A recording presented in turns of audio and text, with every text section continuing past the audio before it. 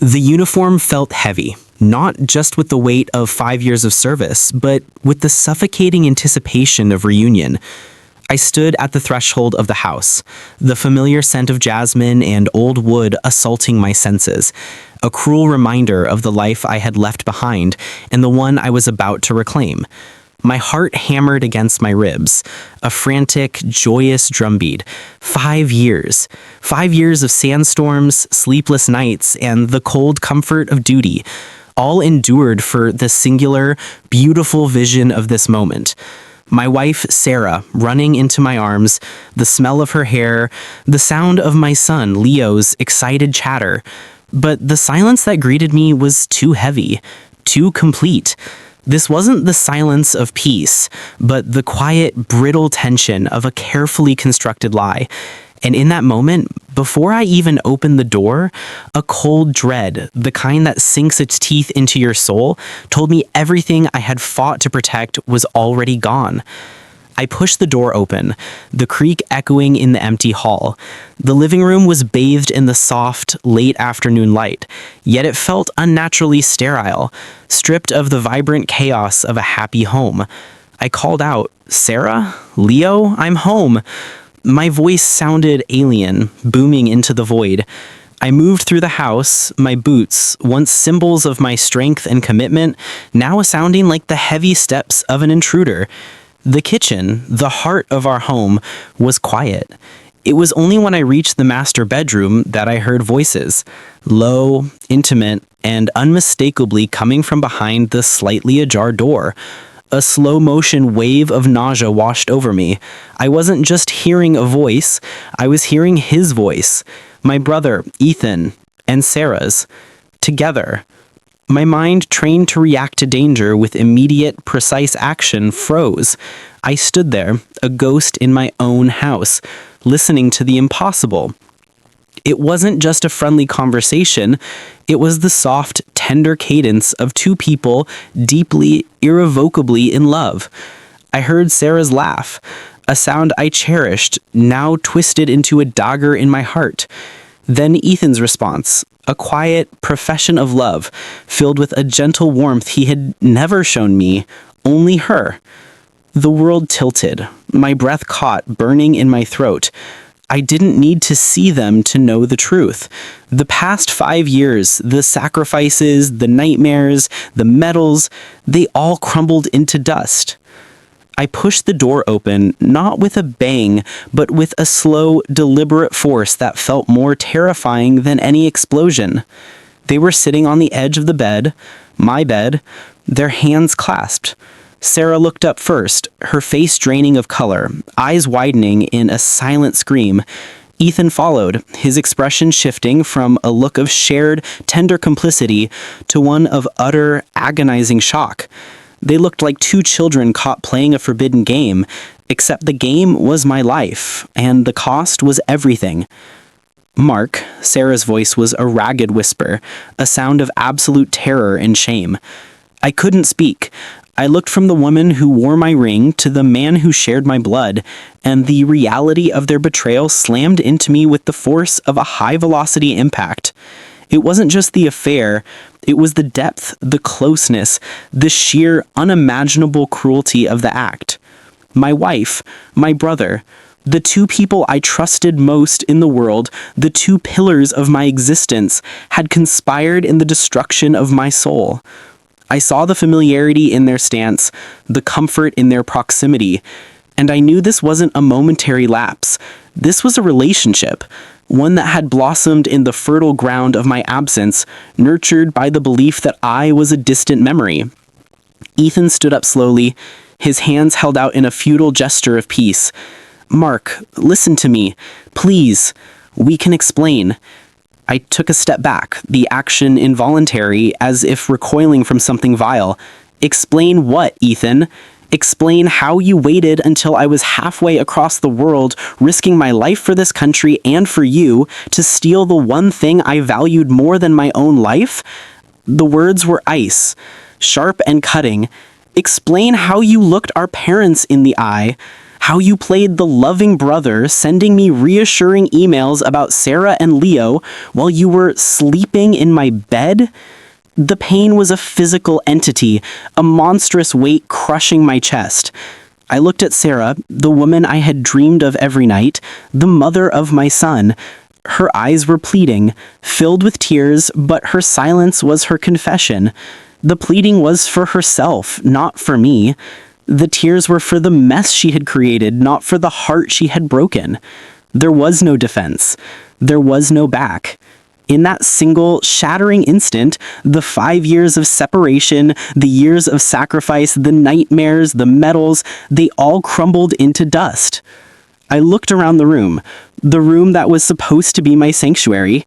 It was contaminated. My home was a tomb. My family was a mockery. I was a soldier who had won every battle only to return home and find his own headquarters demolished by an inside job. The silence returned, but this time it was my silence, the kind that precedes a devastating earthquake. I had lost everything, and the only path forward, the only way to retain a fragment of my dignity, was to walk away from the wreckage. I had to disappear and leave them to face the consequences of their unforgivable act without the added guilt of having destroyed me completely. The uniform I wore suddenly felt like a costume for a play that had just reached its tragic final curtain. I walked out of that room, leaving them frozen in their tableau of shame and guilt, the echo of my words, "I don't want an explanation," hanging in the air. I didn't slam the door. I simply closed it, a quiet finality that spoke of a decision already made, a life already terminated. The quiet exit was more devastating than any rage-filled outburst could have been. Rage demands attention. Silence signifies dismissal. Downstairs, I moved like a sleepwalker, gathering only the essentials. Not the photos, not the mementos, and certainly not my service medals. Those were remnants of a past life, a life built on a foundation of trust that had proven to be quicksand. My wallet, keys, and the small duffel bag that had been packed for the week of leave, that was all I needed for the journey into the abyss. My focus was absolute, a chillingly calm state I only ever achieved under fire. This was a different kind of fire, though, one that consumed the spirit rather than the flesh. I saw a drawing Leo had made taped to the refrigerator, a stick figure of a soldier, waving. My hand paused, hovering over it. My son, the innocent casualty of their selfish war. The thought of him tore a fresh wound in the already gaping hole in my chest.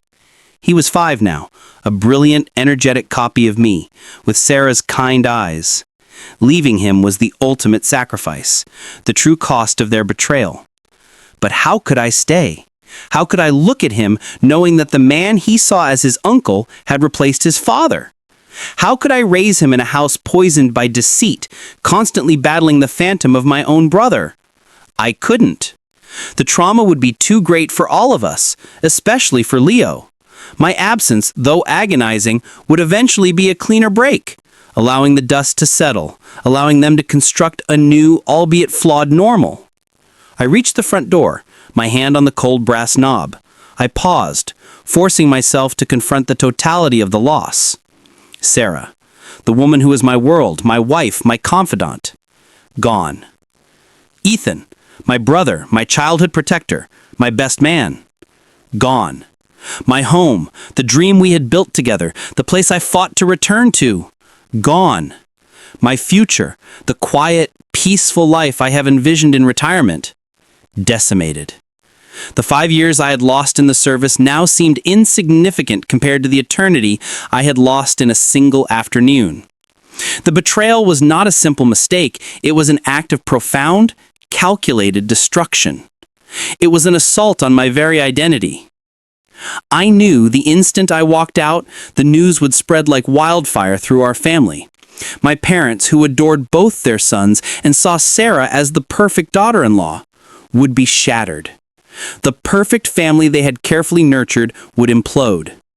Ethan would have to face them, explain the unexplainable, justify the unforgivable. He would lose his standing, his reputation, perhaps even his relationship with our parents, who valued loyalty above all else. He and Sarah would be left with the wreckage, forced to rebuild their lives on a foundation of guilt, shame, and public scrutiny. They had chosen their path, and now they would walk it, a path paved with my broken heart. I stepped out onto the porch, the door closing silently behind me. The late afternoon sun, once a welcoming beacon, now felt like a spotlight on my humiliation. I didn't look back. Looking back would invite doubt, and doubt was a luxury I couldn't afford. I needed the cold, hard certainty of my loss to fuel my escape. I headed toward my car, a battered sedan I had bought before deployment, now a symbol of my hasty retreat. I got in, turned the key, and the engine sputtered to life, a reluctant companion on my journey to nowhere. As I drove away, I didn't accelerate rapidly or drive recklessly.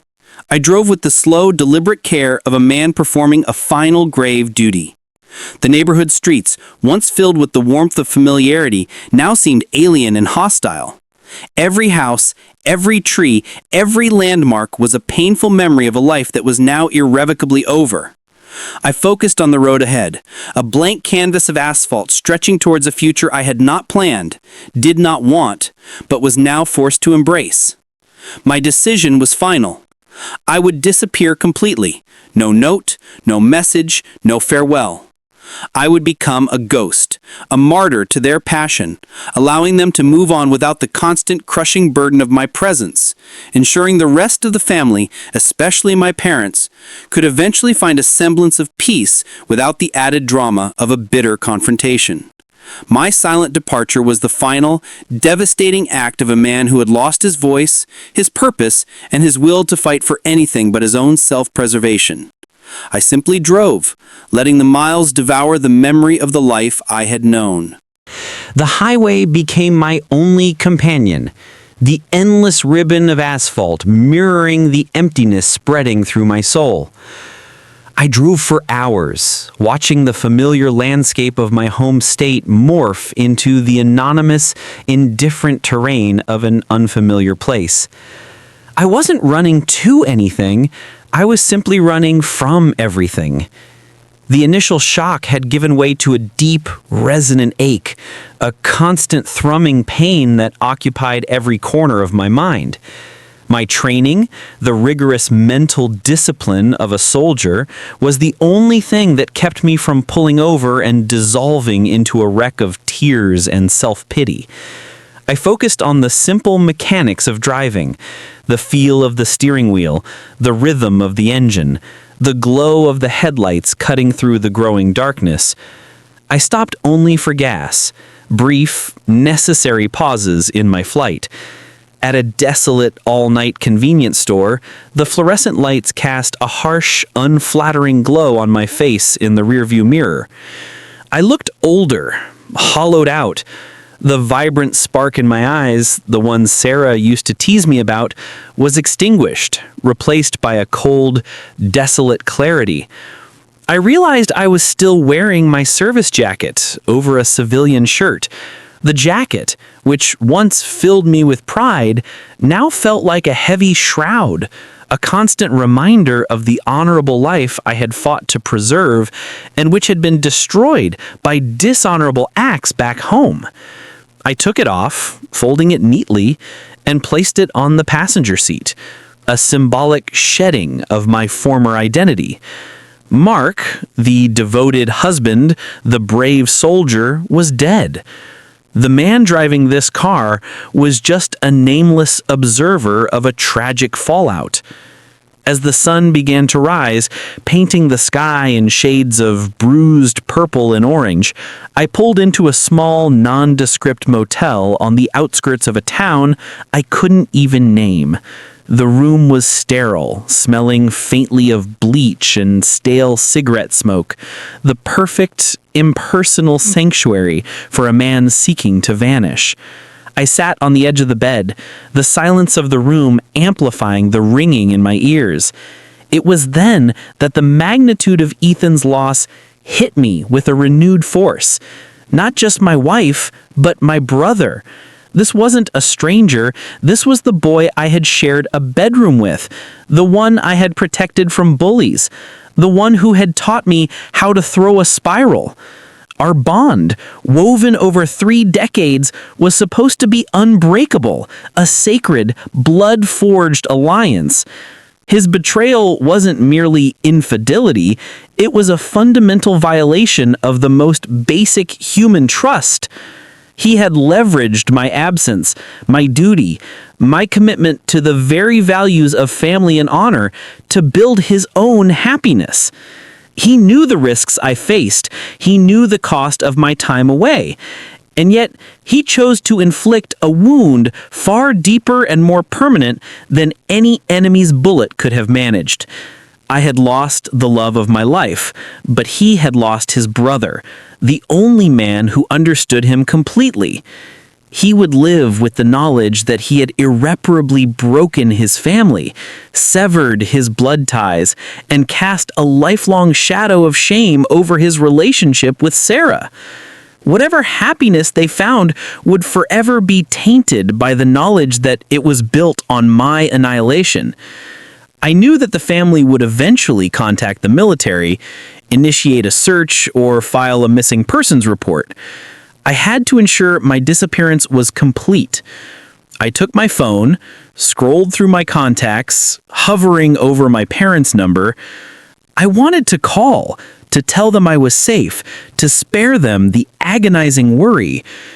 But if I called, they would know I was alive, and the search would intensify. Ethan and Sarah would never be able to move on completely. The wound would fester. For the sake of their fragile, new beginning, for the eventual peace of my parents, I had to be absolutely ruthless in my silence. I walked out to the parking lot and found a small dumpster behind the motel. With a deep, shuddering breath, I threw my phone into the dumpster, along with my military ID and the wedding ring I had put in my pocket before leaving the house. The tiny golden band, a symbol of eternal devotion, made a dull, clinking sound as it hit the bottom. It was the sound of my life shattering into a million irretrievable pieces. I had consciously, deliberately erased my digital and physical footprint. I was no longer Mark. I was nobody. I had sacrificed my identity, my future, and my voice to ensure their guilt-ridden peace. My absence was my final gift to them, the ultimate price of their devastating, unforgivable mistake. The weight was unbearable, but the necessity was absolute. I turned and walked back towards the sterile, silent room, preparing to face the long, empty years ahead. The next few weeks were a blur of motion and anonymity. I established a routine built on complete isolation. I moved from town to town, working under the table in cash-only jobs, a kitchen assistant, a warehouse packer, a night watchman, anywhere I could keep my head down and my identity submerged. I used my physical strength, honed by years of military training, to earn my keep, but I avoided any job that required mental effort or social interaction. My mind was too fragile, too preoccupied with the constant playback of that devastating afternoon. The image of Sarah's horrified face and Ethan's look of wretched shame was burned onto the inside of my eyelids, a private movie of my destruction that played on an endless loop. One evening, I found myself in a quiet, lonely bar in a town hours away from anywhere I knew. The dim lighting and the low hum of conversation were welcome, impersonal backdrop to my solitude. I sat in a dark booth, nursing a beer, listening to the snippets of other people's lives. Trivial complaints, hopeful plans, drunken laughter. Their ordinary existence felt like an insult to my catastrophic loss. I thought about Leo again, the pain sharp enough to make me wince. His 5th birthday had passed a few weeks ago. I wasn't there. I hadn't sent a gift. I had broken the heart of an innocent child to protect my own fragile sanity, or so I told myself. The guilt was a heavy chain around my neck, pulling me down into a permanent state of sorrow. I imagined the scene back home, the initial panic, the frantic calls to my unit, the realization that I hadn't been deployed but had returned and then vanished. Ethan would be forced to tell the truth. There was no avoiding it. The weight of his confession would crush him. How would he look our mother in the eye and admit he had destroyed her elder son's life? How would he explain to our father, a man of staunch moral principle, that he had committed the ultimate act of fraternal betrayal? The knowledge that my silent exit had forced a confrontation of such devastating proportions was the only dark comfort I allowed myself. They would pay the full price for their love, stripped bare of all familial support and respect. They would be alone in their chosen relationship, constantly reminded of the man they had sacrificed for their happiness. I had given up everything. My wife, my son, my brother, my career, my home, my identity. But I had also taken something from them, the easy comfort of their guilt. By leaving in silence, by not engaging in a messy public divorce, I had removed the possibility of them blaming me for the ensuing drama. My disappearance turned the narrative into a profound tragedy caused solely by their actions. They couldn't point to my rage, my arguments, or my demands as the cause of the family implosion. They were left with only the crushing, unadulterated shame of their own betrayal. The silence was the most powerful weapon I possessed. No voicemail, no text, no letter. For my parents, I was a tragic mystery, a soldier who would come home only to be lost forever, a deep, unhealable wound that Ethan was directly responsible for inflicting. My non-existence was the ultimate punishment for my brother, a ghost he would carry for the rest of his life, a silent condemnation whispered in every family gathering. He would inherit my life, my wife, my son, but he would also inherit the responsibility for my disappearance and the deep, silent sorrow of our parents. I knew that one day my parents would grieve for me as if I were dead, and in a way, I was. Mark, the son, the soldier, was gone, replaced by a shell of a man living a life of self-imposed exile. This was my penance, but it was also my final act of love for my family, the only way to ensure they could eventually find a fragile peace. My absence was the blank space in their lives that would slowly, eventually, allow them to move forward without the volatile disruption of a broken marriage and a vicious family feud. I took another long drink of my beer, the bitterness a suitable match for the state of my soul. I was free, but freedom had never felt so much like a life sentence. I was adrift in the great expanse of America, a solitary vessel with no anchor and no destination, waiting only for the passage of time to numb the pain. Months bled into a year. The work was hard, the living was meager, but the emotional numbness had deepened into a manageable routine. I was now a long-haul trucker, crossing state lines, the white noise of the engine and the constant changing scenery the perfect shield against introspection. I had adopted a new name, a common, forgettable one, Alex. Alex was a man with no past, no family, and no attachments. The old Mark was successfully erased. I never watched the news, never read local papers, and avoided any place that felt too close to the life I had abandoned. One rainy Tuesday, pulled over at a truck stop diner in Ohio, I heard a snippet of a conversation that made the hair on the back of my neck stand up. Two men were discussing a local news story, something about a community figure getting married after a long, difficult ordeal. I strained to listen, my heart suddenly pounding with a long, dormant fear. The details were vague, but one man mentioned the bride's past tragedy. A soldier husband who had mysteriously vanished years ago after returning home from deployment. The name he mentioned, slurred slightly with the local dialect, was unmistakably Sarah. The news slammed into me like a physical blow. They had done it. They were married. The final piece of their new life was in place. The confirmation of their public declaration, their acceptance of the consequence, was both a fresh wave of pain and a strange, cold validation of my sacrifice. My ghost had been successfully exorcised from their lives, clearing the path for their legal, societal affirmation. They were now a legitimate couple, free from the constraints of my marriage, though they would never be free from the guilt of my disappearance. I pictured the scene. Ethan, my brother, taking my wife's hand, reciting vows built on the ashes of my life, Leo standing by their side, perhaps confused, perhaps already accustomed to Ethan's new role as his father figure. The knowledge that my son would now officially call my brother Dad was a final, agonizing twist of the knife. But in a perverse way, I had given them their peace. I had paid the full, unbearable price of their happiness.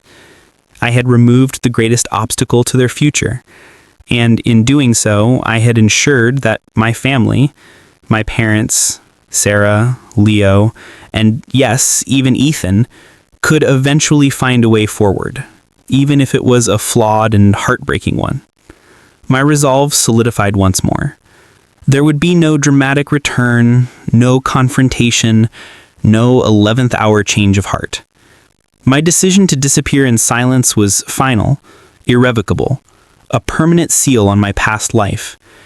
I had become the quiet martyr, the soldier who had walked away from the battlefield of his own home, choosing to absorb the total loss rather than inflict further damage on the ones I loved. My life now belonged to the road, to the solitude, to the quiet penance of anonymity. My family was safe, their new life protected by the impenetrable wall of my silence. The cost was everything, but the peace, however fragile and guilt-ridden, was finally theirs. I finished my coffee, stood up, and walked out to my truck. The road was waiting, the miles stretching out like an empty, endless promise. There was only one thing left to do now: to keep driving, to keep moving, until the memory of Mark, the man who was betrayed, was finally eclipsed by the reality of Alex, the man who was gone. And that is where our journey with Mark, or Alex, ends for now. If you've been captivated by this story of unforgivable betrayal and ultimate sacrifice, and want to follow more deep, emotionally complex narratives, please hit that subscribe button. Your support helps us bring more gripping tales of loss, love, and redemption to life. Don't forget to ring the notification bell so you don't miss the next chapter of raw, compelling storytelling.